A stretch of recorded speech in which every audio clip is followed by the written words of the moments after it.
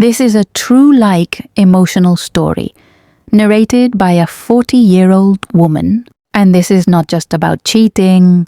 This is about betrayal inside the same family, the same bloodline, and the same wedding night that was supposed to be about love. I'm 40 now, but I swear, this moment feels like it's still stuck in my throat. It was my younger brother Ryan's wedding night. The whole house was glowing. Music, families, laughs, cousins dancing, aunties gossiping. Pure Desi celebration type energy. I was running around like a mad woman, making sure everything was smooth. I have always been that responsible sister. And my husband Ethan, he was acting weird. Not normal weird, like silent weird, checking phone, walking away every few minutes. Not standing in one place. Something was off, but I couldn't name it. The bride, Lily, was stunning. Red lehenga, heavy jewelry, pretty face, shy smile, and I was proud because I helped choose her bridal earrings. Around 10:32 p.m., dinner was getting served, and Ethan left his phone on the table for the first time in years without locking it. And boom, notification popped. Don't come to the hallway now. They are around. Sender name, Lily. My stomach dropped like metal. My brain said, no, this can't be that. But my heart whispered, you already know. I walked to the back hallway, slowly, step by step, breath stuck in my chest, throat tight, palms sweating. Then I turned the corner. Ethan's hands were around Lily's waist.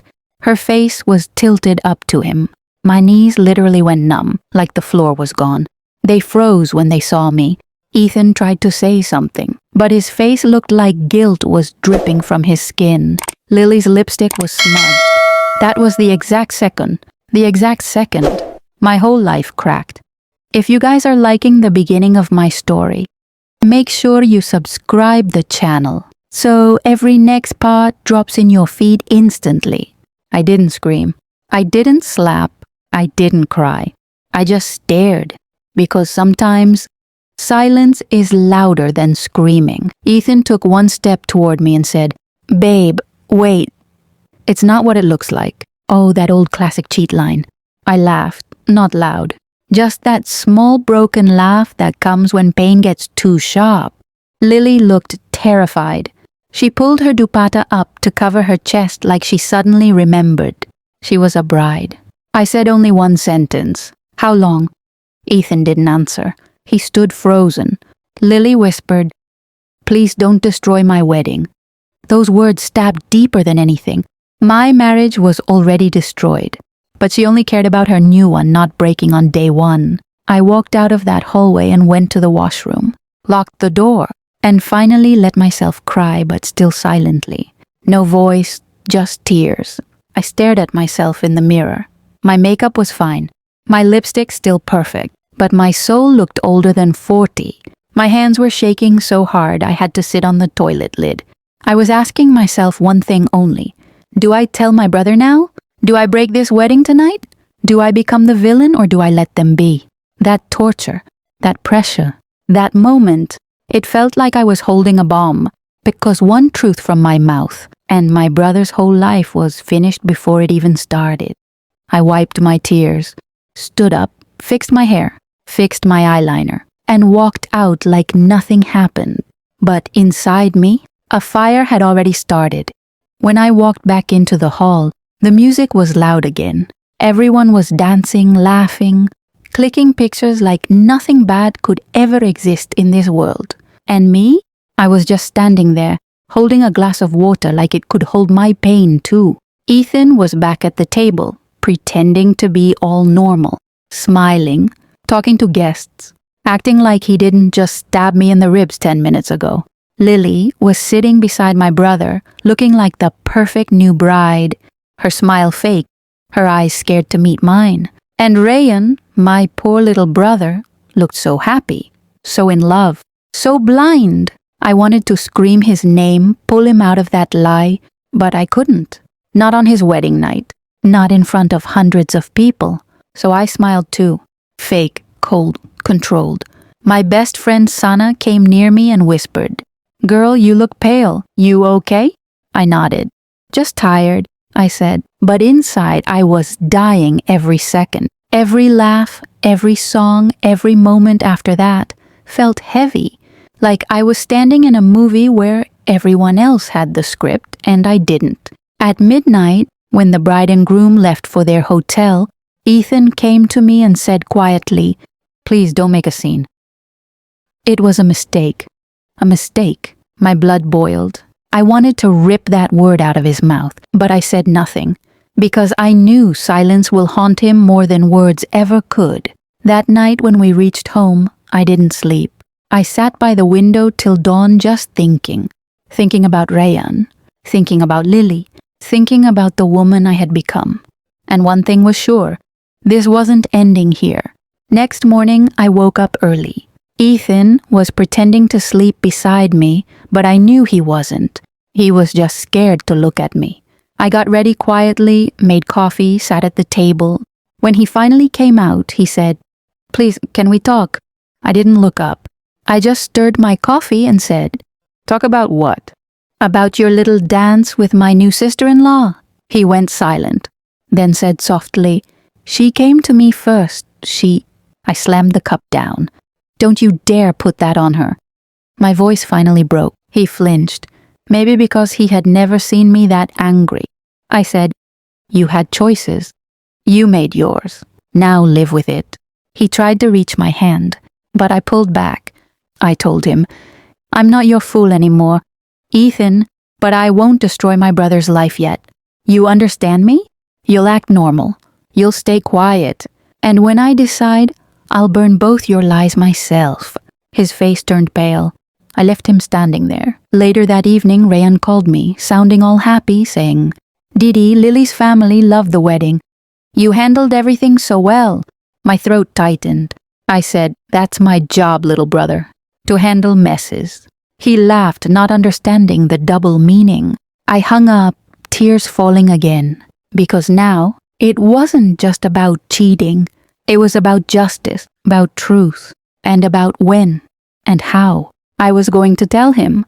After that day, I changed quietly. I became calm, cold calm, dangerous calm. I didn't shout. I didn't cry in front of anyone, but inside me, a new version of myself was waking up. I started watching everything, every small change.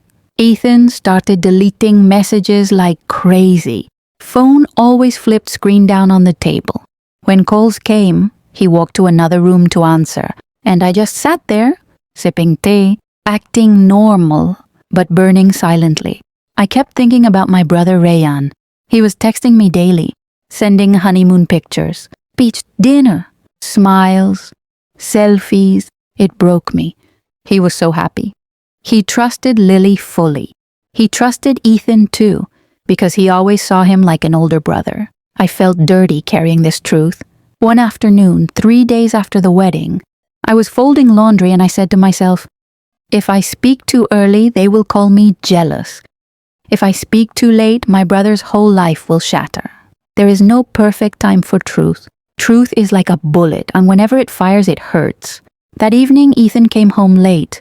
He walked in humming like everything was normal. I looked at him and said casually, "So how's Lily? Enjoying honeymoon without you?" His face twisted immediately. He was scared that I might expose him any second. Then he said something that made my blood freeze. "She doesn't love your brother." Just like that. He said it like he was talking about weather. In that moment, I realized this affair didn't start on wedding day. This was old. This was long. This was calculated. I didn't reply to Ethan, but I knew now I needed proof. Not emotions, not tears. Proof. Because when truth goes against a happy picture, people choose the picture. I wasn't going to lose. Next morning, I made a plan. I didn't have to go detective old school. I didn't need secret cameras or spy apps. I just needed their mistakes. Cheaters always slip. Always. So I waited.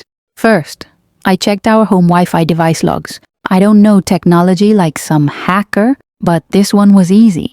It shows what devices are connected and what time. And guess what? Lily's phone had been connecting to our Wi-Fi. Late night, even though she wasn't at our house. Meaning she was messaging Ethan from his phone backup apps that auto-sync on our Wi-Fi. Got them. Then I remembered his old broken phone in the closet, the one he stopped using 3 months ago. I found it. Battery was dead, screen cracked a bit, but phone still turned on. And guess what I found inside? Old chat logs, deleted from his main phone, but saved here automatically from previous backups. Messages between Ethan and Lily. Sweet words. Dirty flirting. Secret meetings. Proof. I sat on the floor holding that phone, my fingers frozen, heart punching in my chest. I wasn't crying anymore.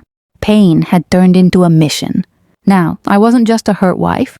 I was a woman building her case. Because one day, I will sit in front of my brother, look into his eyes, and show him this phone. But I knew I had to choose the right moment. Because after that moment, no one's life will ever be the same. After that dinner, I went home, took out that old broken phone from my cupboard again. I sat on bed, in dark, screen's dim light hitting my face. I reread those old messages between Ethan and Lily. Some messages from 2 months before the wedding. Ethan wrote, "She trusts me with her life. She will never think it's us behind her back." Lily replied, "I will say yes to the marriage, but it's only for my family. You know who I truly want." My stomach twisted. They were playing with 2 innocent people, me and my brother, at the same time. This wasn't romance. This was a scam. I forwarded few selected screenshots to my laptop. Then I created a new folder. I named it Truth for Rayan. I stared at the folder name for a long time, like it was a living, breathing thing.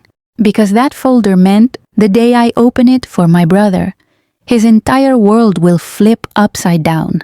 Then I whispered to myself, one final crack before explosion. Tomorrow, I planned a small get-together, tea plus snacks, at my home. Only 4 people would be there. Me, Ryan, Lily, Ethan. And during that tea time, I would push the last psychological trigger. Just a sentence. Just a tiny casual line. And those 2 cheaters will break each other open. After they left that day, Ethan came to my room at night. He said, "We have to handle this carefully. Don't talk to her again." His voice sounded like orders. I stared at him like he was a stranger. I said, "I will talk to whoever I want. This is my family." Ethan got angry. His voice cracked. "You don't understand, she is not stable." I laughed inside. Cheaters always call the other partner unstable or weak when they want to protect their own lies. I said calmly, "Oh, I understand everything. More than you think." He looked worried, like he could see the war behind my quiet eyes. Next day, I went to my brother's house with sweets. Typical sister visit. Rayan greeted me with open arms like nothing bad existed in this world. But Lily, she walked out of bedroom slowly, wearing his shirt, hair messy, like new bride vibe, but eyes dead. She avoided sitting near me. While Rayan was in the balcony answering office call, I casually said to her, "How long you think you can juggle 2 men before one slips?" Her face turned white instantly. She whispered, "It was before the wedding." "It's done," I said. "No, it's still going on." Her lips trembled. Then she said something that shocked me to the bone. "He wasn't supposed to fall in love with you." I blinked. With me? What the hell did she mean by that? I leaned forward slowly, my heart beating loud in my ears. "Explain that, right now." Lily swallowed hard, eyes shaking, and she whispered, "You don't know what Ethan told me." I froze, because now I realized there was a second truth hiding behind the first truth. Something bigger, something darker. The cheating was only the surface. The nightmare was deeper. I felt my veins tighten. I didn't blink. I didn't look away. I said, "Okay then, tell me. What did he tell you?" Lily's throat moved slowly as she swallowed. Her fingers twisted the edge of her shirt nervously. She whispered, "He said your marriage died long time ago. He told me." You and him sleep in separate room emotionally. That you're just a roommate wife. My chest burned. I wanted to laugh, because Ethan always liked playing victim to make his cheating look justified. I looked at her with cold eyes and said, "So he made me the cruel wife and made you the helpless lover?" She nodded. I took a deep breath and said, "He lied to you. And you happily swallowed that lie so you could make yourself feel like a saint." Lily's shoulders fell. Then she said something that shocked me more. "He told me. He loved me before the marriage happened. That's why I couldn't stop. So that was it. They weren't an accident. They weren't a mistake. They were a pre-planned betrayal." I whispered slowly, "You both stabbed my brother before he even became your husband." Lily didn't respond. She just stared down at the tiles. Rayan came back into the room at that moment with 2 bowls of ice cream. Smiling like a child, I smiled at him back.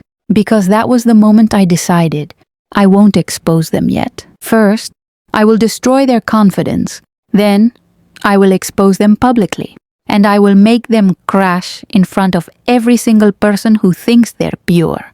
Revenge doesn't start loud. It starts quietly. That day, my revenge officially started. 3 days after that visit, I made move number 1. I started acting extremely nice with both of them. Fake nice, sweet nice, sugar poison nice. I sent Lily cute little messages like, "How's married life? Are you eating enough? Want to come over and bake with me?" And Ethan? I started complimenting his shirts, his stupid jokes, his work. He got confused. They both started thinking maybe I was backing off. Maybe I was giving them space to continue. That's what cheaters do.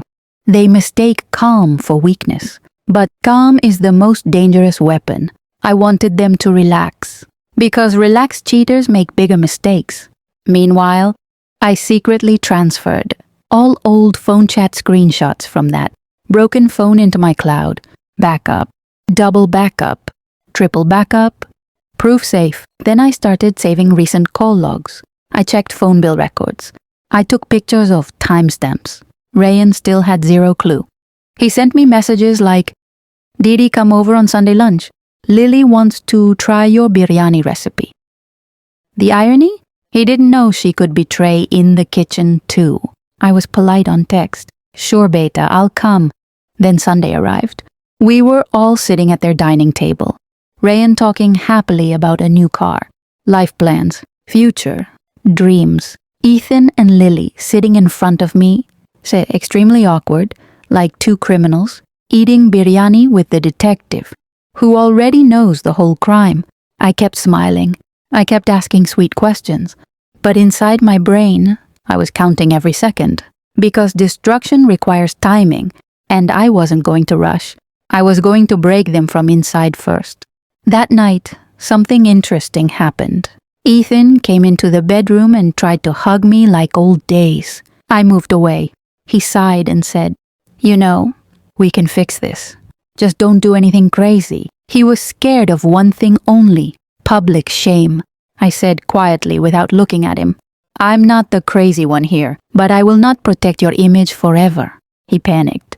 "Please don't ruin my name. People will talk. My company." I cut him off.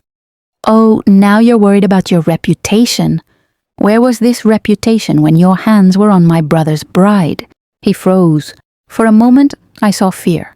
Real fear. Then he whispered, "I made a mistake."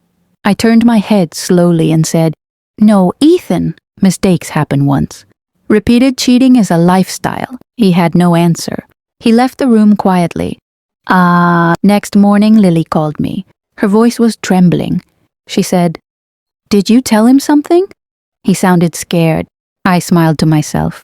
They were now nervous. My plan was working.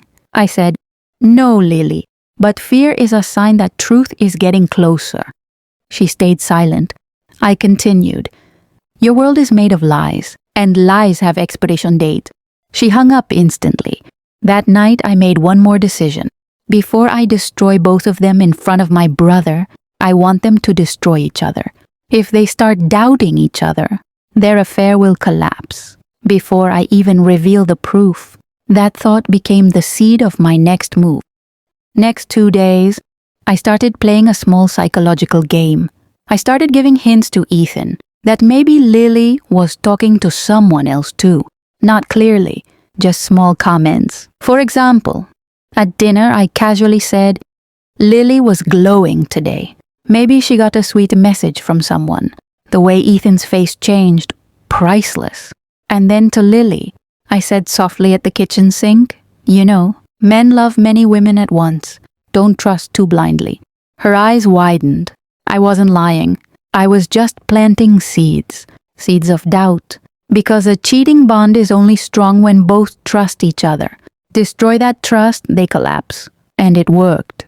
That night, Ethan asked Lily, you talked to someone today? And Lily asked Ethan, why didn't you answer my afternoon call? Small fights started.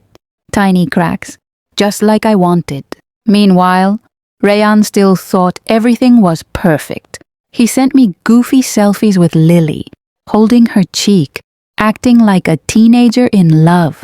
My heart broke seeing that picture, but I said to myself, he deserves truth, but not like a bullet.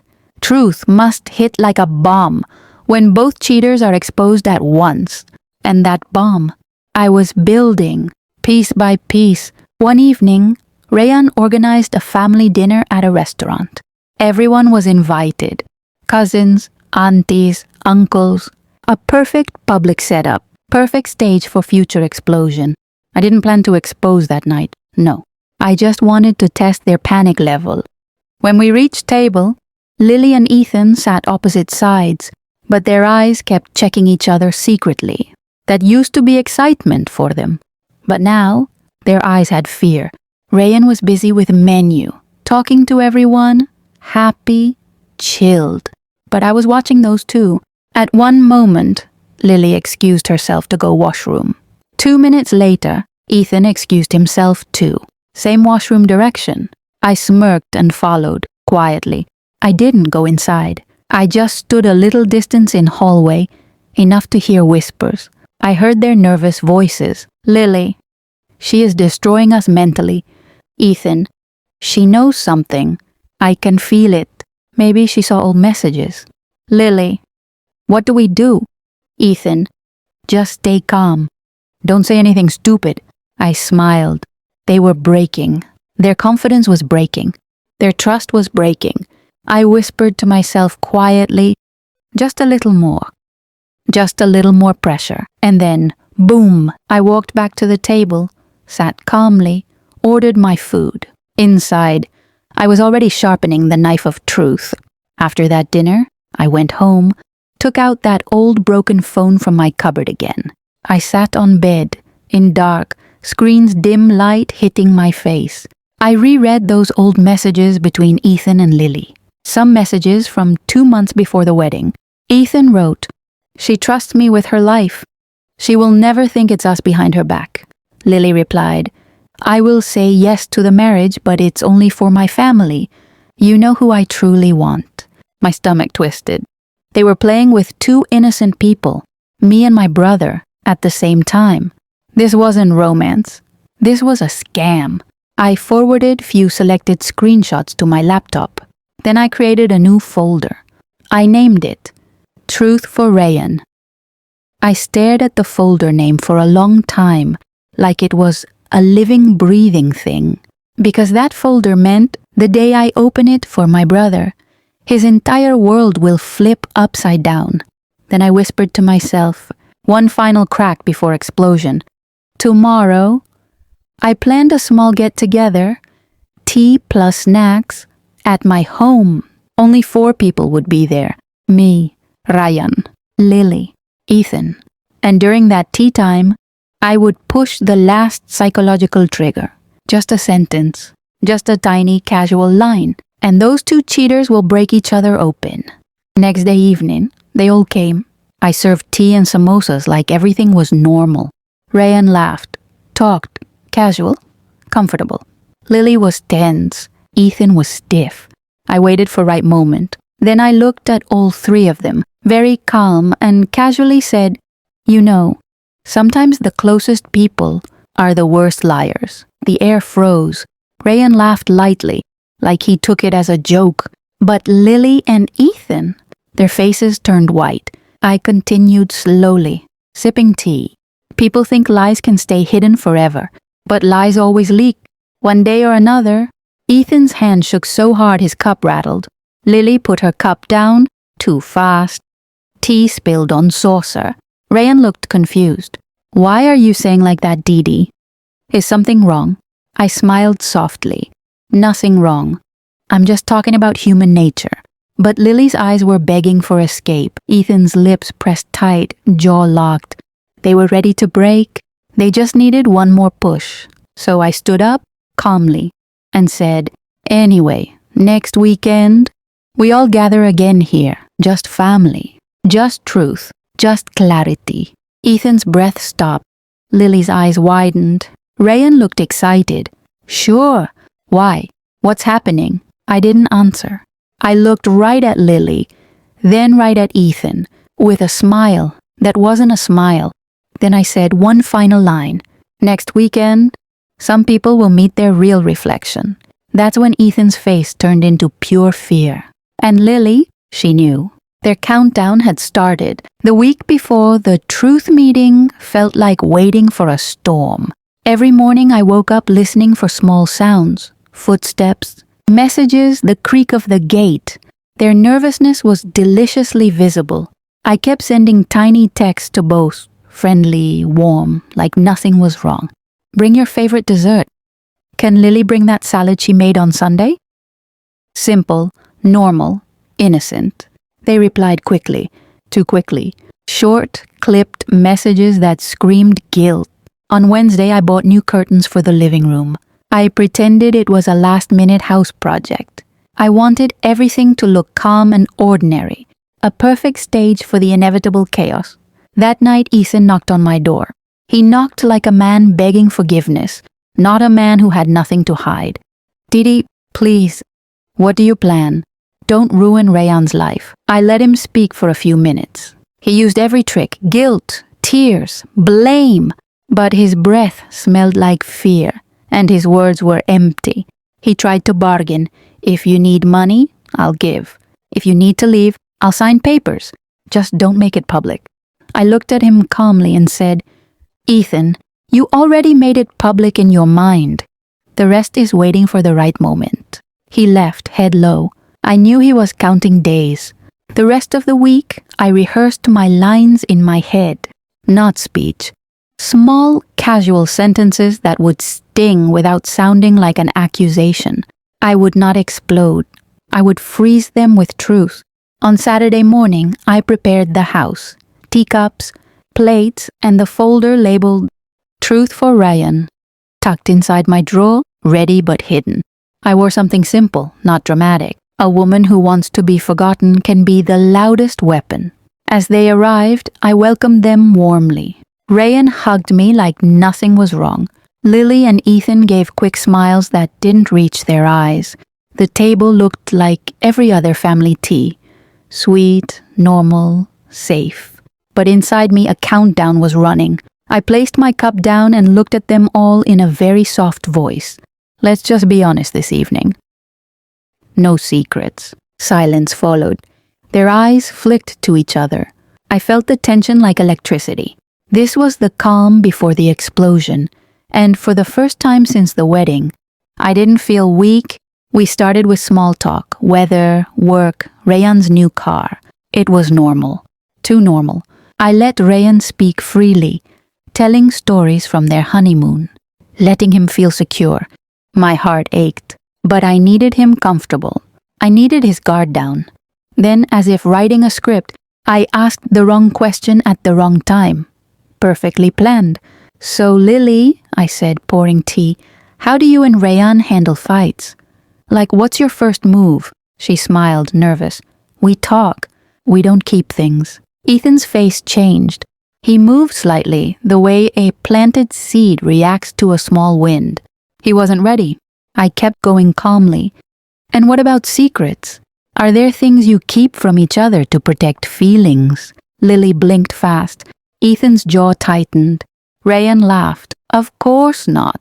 Why would we? I looked at him and for the first time I let a little sadness show. Because sometimes people hide not to protect you, but to protect themselves. They all looked puzzled. Even Rayan's eyebrows creased. My voice was steady. Ethan, you seem quiet today. Are you tired? He answered, shallow. Just a little. Then I did something small. I reached into my drawer and casually placed a napkin on the table that had a tiny smudge of ink on the corner. The ink came from a screenshot I had printed once. A stupid little move. Ethan's eyes flickered toward the napkin, panic flashing like lightning. He swallowed. That tiny reaction was gold. I continued talking about small things while watching them like a hawk. I dropped lines that would seed doubt deeper, stories about trust, accidents, and lost phones. Each sentence was a small clinical cut. Finally, I said softly, you know, sometimes people who love two lives forget which life they belong to. Lily's fingers gripped the cup so hard her knuckles turned white. Ethan's face had gone empty. Rayan still smiled. But behind his smile I saw worry creeping in, the first faint shadow of suspicion. I let the silence sit heavy on them. They were unraveling, stitch by stitch. And I felt the sweet cold of power. After that tea, the atmosphere in the house shifted. It wasn't loud. It was a quiet crumble. Little glances, short answers, phone checks. Rayan called me later that night, voice softer. Didi, is everything okay? Lily seems off. I lied. She's just tired, Beta. Don't worry about anything. But his voice betrayed worry, and that was all I needed. The seed had sprouted. Over the next 2 days, I watched them more than usual. Their small fights started becoming public. Tiny cuts at dinner, cold silences in front of relatives. They blamed trivial things. Ethan's hands trembled when he poured tea. Lily started wearing heavier makeup like armor. On Thursday, I invited Rayan to drop by for a late lunch. He came alone, and I could see the questions brewing behind his eyes. We sat on the balcony and he asked, Didi, do you think people change after marriage? Like suddenly become different? I looked into his face, innocent, trusting, full of plan, and my heart broke. Yes, I said simply. Sometimes people bring hidden parts into new houses. He looked hurt. What do you mean? I held his hand gently. I mean, be careful with what you wish for. People hide hurt inside pockets. He frowned. Are you talking about someone? Is it Lily? I breathed and said, I don't want to tell you like this. I want to protect you from a sudden shock. His face fell. So you know something? I know enough to be worried, I answered. The truth was building, but I wasn't ready to drop the bomb yet. That evening, after Rayan left, I checked the folder again. The messages, the photos, everything in one place. Proof didn't make it easier to breathe. It made me colder. A decision waited. Expose now or wait and ensure no one could deny.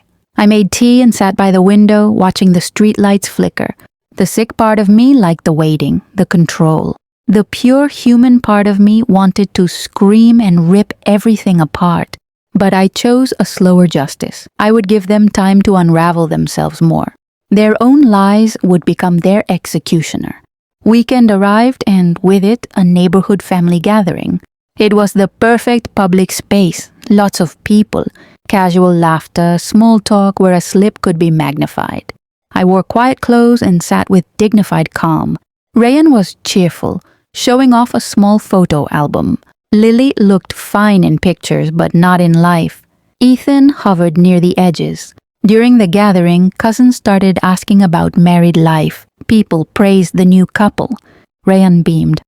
Lily, however, bit her smile at jokes and answered slowly. At one point, a cousin joked about how newlyweds sometimes hide secrets. Everyone laughed. I let the laughter die slowly, then said, secrets are like termites. They eat away before anyone notices. Ethan tensed visibly. I could see the muscle in his jaw twitch. Later, while people danced, I walked outside and found Lily smoking a cigarette. A small thing she didn't do before. She looked hollow. I sat beside her. You okay? I asked softly. She sighed, voice thin. I can't pretend much longer. You don't have to pretend around me, I said. But you owe Rayan truth. She looked at me with something like pity. He doesn't understand grown-up problems. He is a dreamer. I studied her. The woman who once wanted to be seen as a dutiful bride now sounded exhausted by her own choices. You're tired of the lie? I asked. She nodded. It's complicated. I put my hand over hers. Complicated is a word used by people who don't want to be blamed. She pulled her hand away and whispered, You don't know what he promises. Promises that break other people's lives? I asked. She didn't answer. Her silence said more than any confession. When I returned to the party, Ethan was speaking loudly, masking fear with arrogance. He laughed too hard. That night, their coping mechanisms were different. Hers was withdrawal, his was noise. Both were signs of fracture. I realized the plan was working. Lies were not holding. They were cracking. And soon cracks turned to breaks. The weeks unfolded like a slow-burning fuse. I kept tightening pressure in small ways. Kind words to Rayan, subtle accusations that sounded like concern. Quiet mentions of loyalty and honesty at family dinners. Each mention was a needle.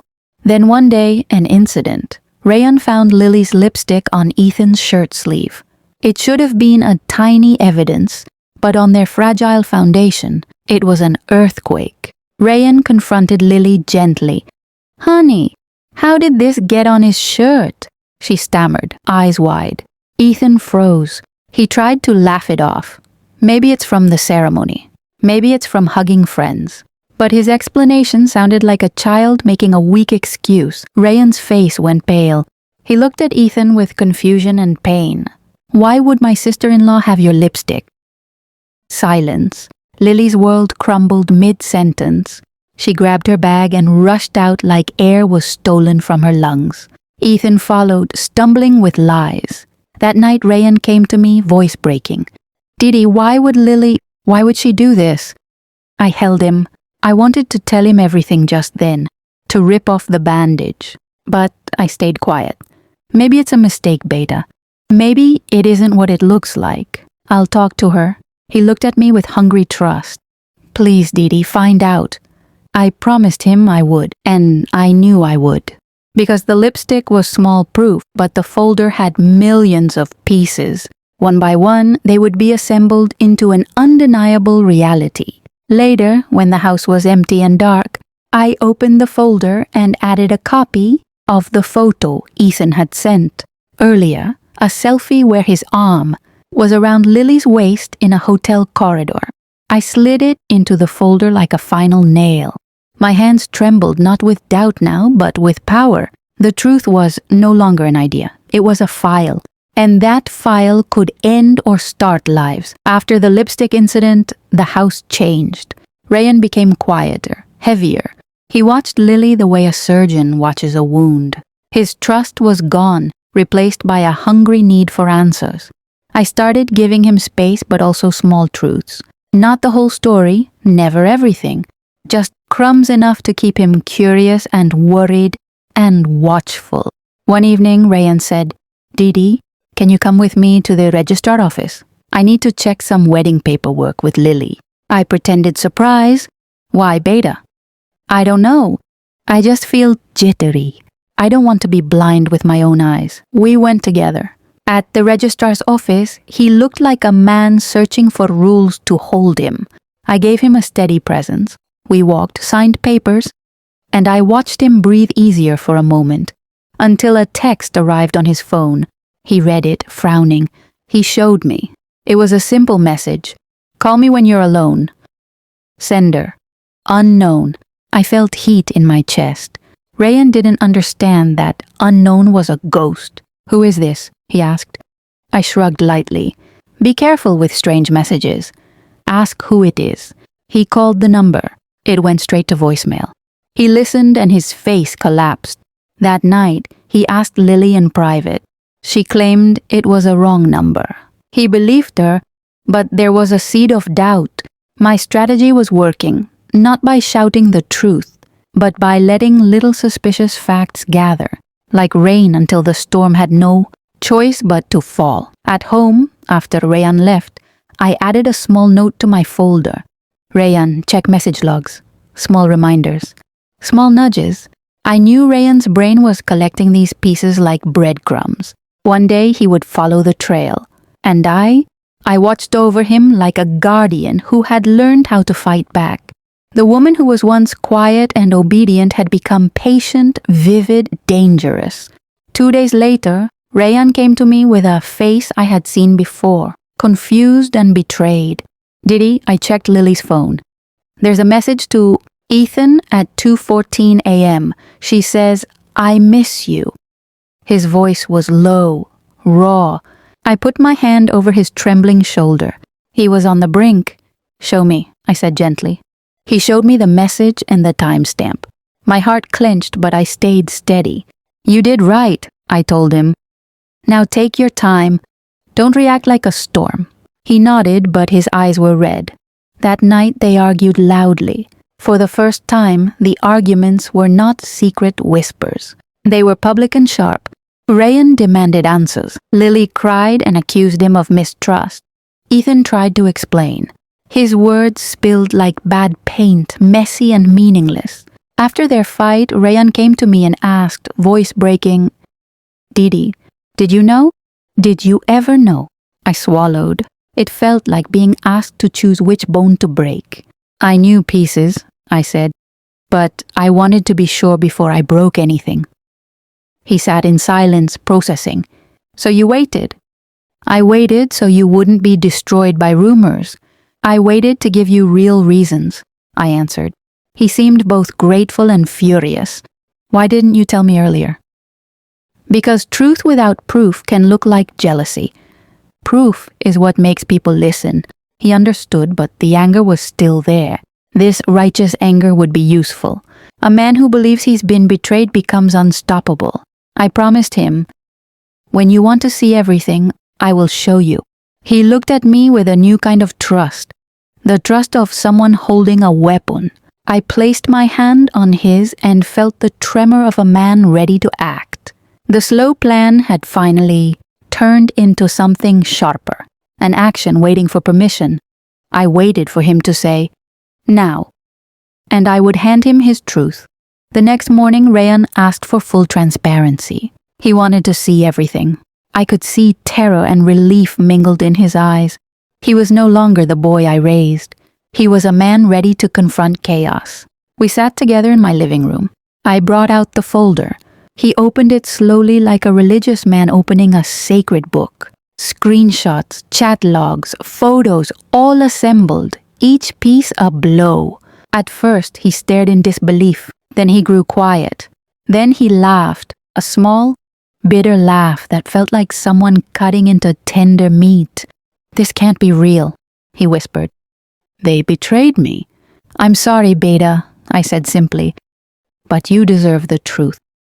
He scanned every message, every lie. He noticed patterns, late-night messages, hidden meetings, promises made in secret. His hands shook.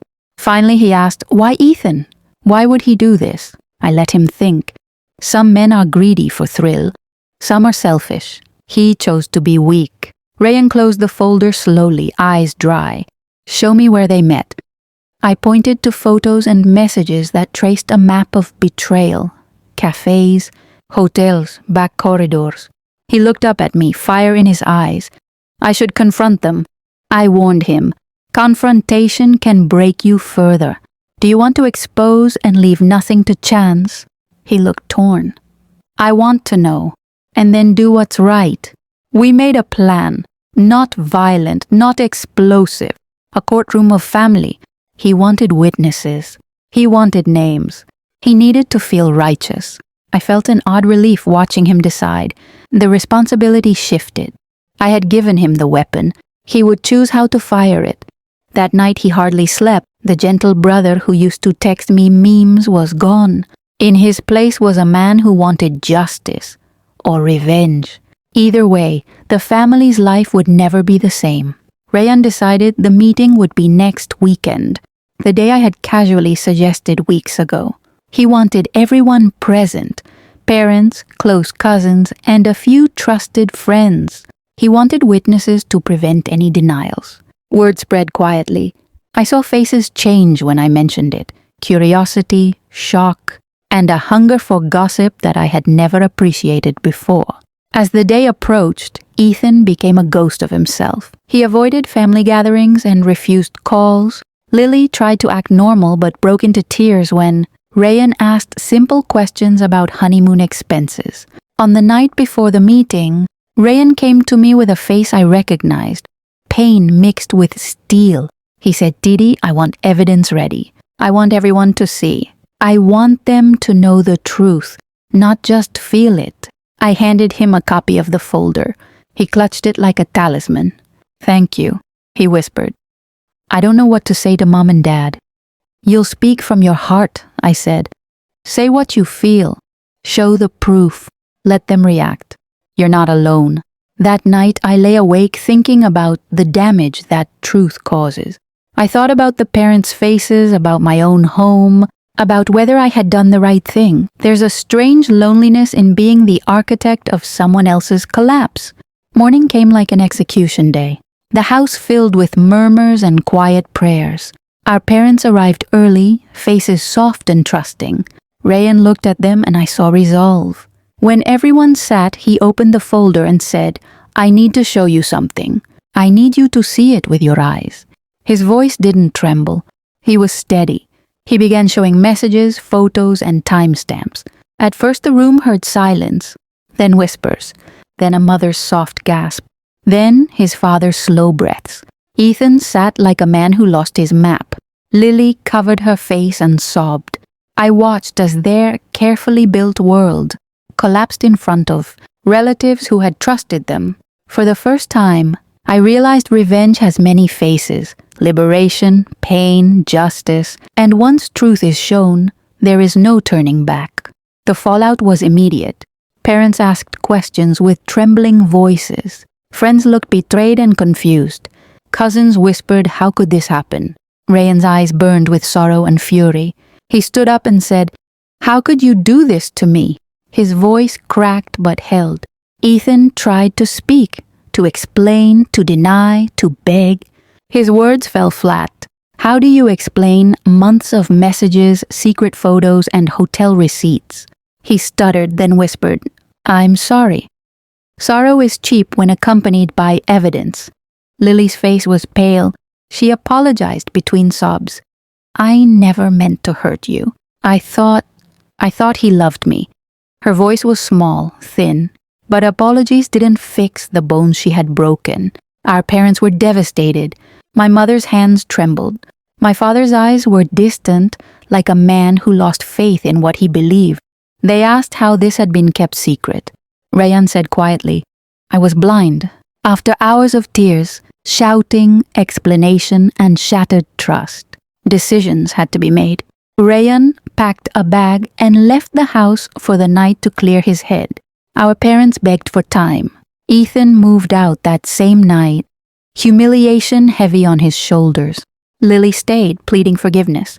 In the quiet that followed, I sat on the balcony alone, the folder closed beside me.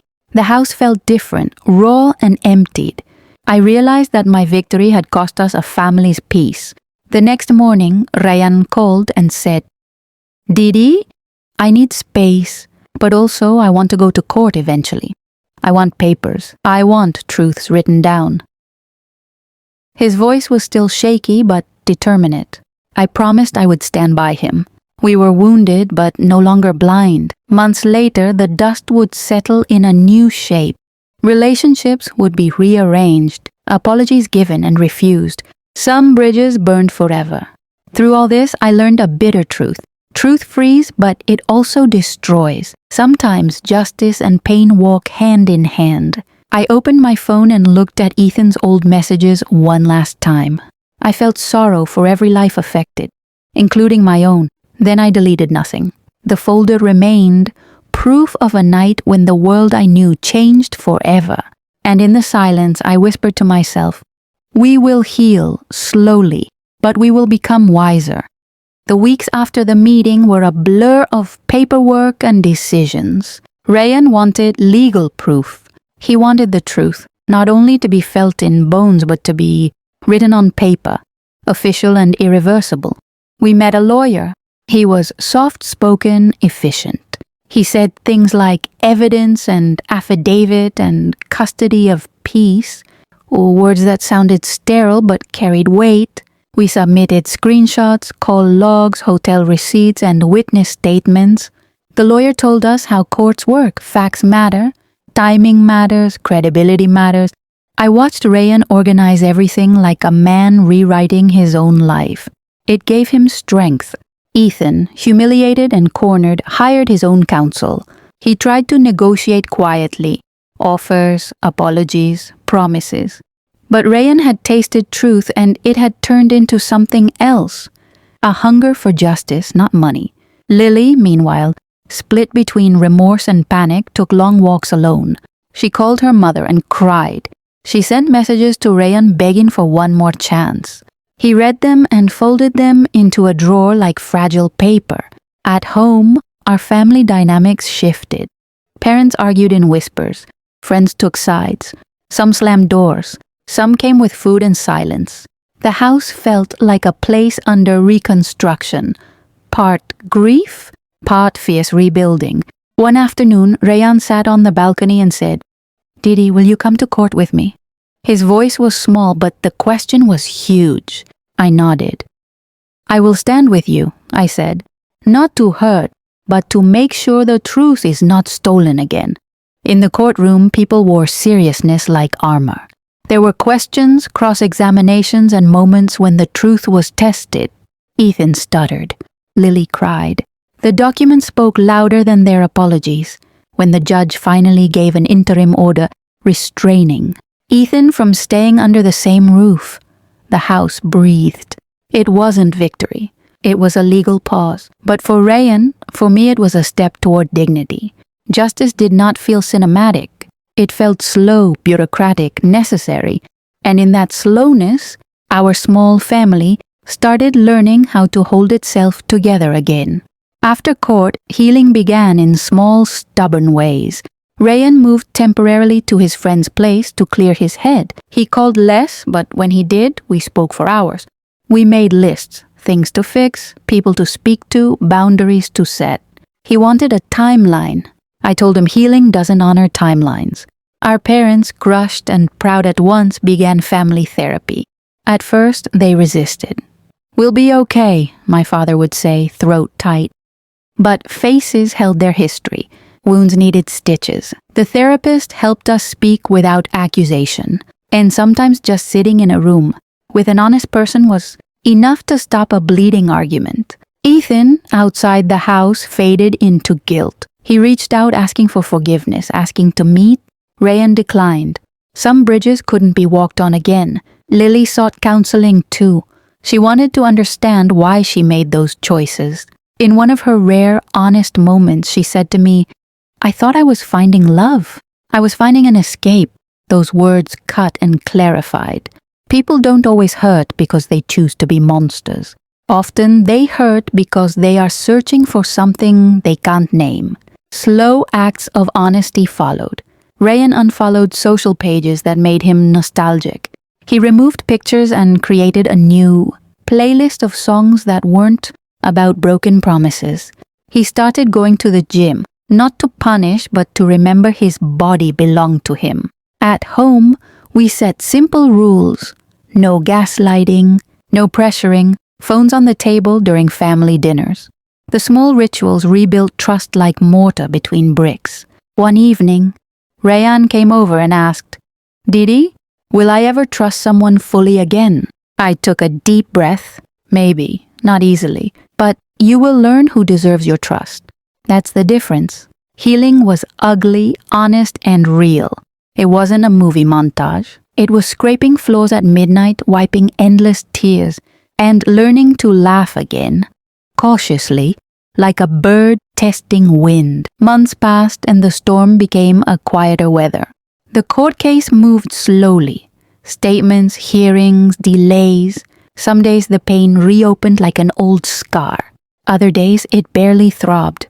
Life, stubborn as ever, kept pushing us forward. Rayan started to rebuild his life on small things. He accepted a promotion at work and traveled for business. He met new people in daylight, not in the shadows of secrecy. He learned to set boundaries and to ask questions early. Ethan's reputation in the neighborhood suffered. People whispered yes, but the most painful punishment for him was silent. Friends stopped calling.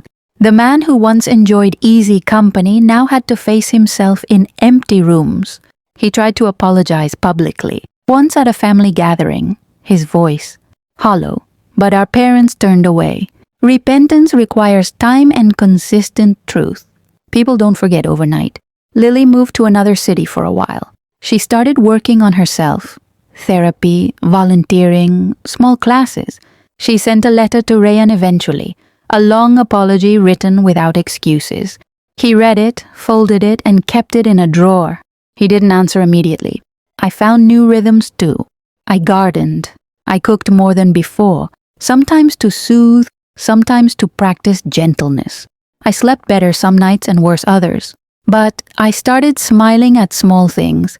A neighbor's child playing, the smell of rain, a message from a friend that said, "I'm here." We all learned different versions of patience. Some learned to ask for help. Some learned to stop pretending. Some simply learned that choices have long shadows. One day, Rayan called me laughing. "Didi, I cooked lasagna," he said, embarrassed and proud. I could hear a lighter man. That joy was small but honest, and I celebrated it like a festival. The paperwork eventually moved toward finality. The court issued settlements, some legal restitution, some restrictions, and a clear separation. It wasn't dramatic revenge, it was legal closure. Ethan had to take responsibility in papers and in silence. Lily faced social consequences and had to explain to her family the life she had chosen. There were no winners, only survivors. At the first official family meeting after things settled, Rayan stood and spoke. He was quieter than before, but there was a steady note in his voice. He said, "I don't want to live in bitterness. I want to live with truth. I will take time to heal, and I ask you all to give me that time." Our parents nodded, tears in their eyes. They were learning to be parents to a man who had been betrayed but who refused to become bitter. That was his choice and ours to support. Life found small joys again. Rayan started dating slowly. Coffee dates, awkward smiles, honest conversations. He moved with caution but also with new awareness. He learned to ask for proof in the language of actions rather than promises. It's not romantic, but it's real. I watched them. My brother learning to live again. Lily rebuilding a quieter life. Ethan living with consequences. None of it was pretty. None of it was quick. But truth did what it promised. It cleared the fog. One afternoon, I met Rayan at a small cafe. He looked at me and said, "Didi, thank you. For being patient, for being cruel when I needed protection, and for being honest." I smiled and said, "I only did what any sister would do. Maybe with less mercy and more planning." We laughed. It felt human and light, and for a second, the whole story didn't look like a wound but like a scar that taught. Now, this is where my voice softens. Years teach you strange things. They teach you to keep evidence in a folder and memories in a different drawer. They teach you that some people are teachers in disguise, painful teachers. The family never returned to the exact shape it had before. We lost some friends, gained new boundaries, and our conversations became clearer, less polite, more honest. Rayan married again one day, to someone who didn't need the dramatic proof of loyalty. She showed it with small actions daily. That marriage, cautious and quiet, grew slowly, a different kind of love rooted in honesty. Ethan and Lily, they both moved on in separate directions. Ethan rebuilt his life with difficulty. Lily found lonely lessons she paid for with regret. I don't wish pain, I wish awakening. Some people wake up only when the noise becomes unbearable. As for me, I learned my own strength. I learned that being gentle doesn't mean being weak. I learned that patience can be tactical, and that justice is sometimes a quiet thing you prepare for like a garden. I kept the folder, not as a threat, but as a reminder. Truth exists. Memory is a teacher. I use that proof not to punish endlessly, but to protect the ones I loved. When I tell this story now, my voice is older, yes, but not bitter. It's clear. I am someone who fought for her family in a way that felt right to me. Maybe I was harsh. Maybe I was perfect. I don't know. I only know I chose to act. So this is the end of the chapter that started on a wedding night with music and lights. It ended with quiet courtrooms, therapy rooms, and small breakfasts where laughter returned slowly. If you ever feel betrayed, remember you can choose to crumble, or you can choose to collect facts, gather courage, and rebuild. This was my story. A sister, a wife, a woman who chose truth over silence. Betrayal is a heavy thing, but truth is heavier. And in the end, it brought us a kind of freedom. If this story touched something inside you, remember to keep your heart open, but your eyes clear. Thank you for listening. Goodbye.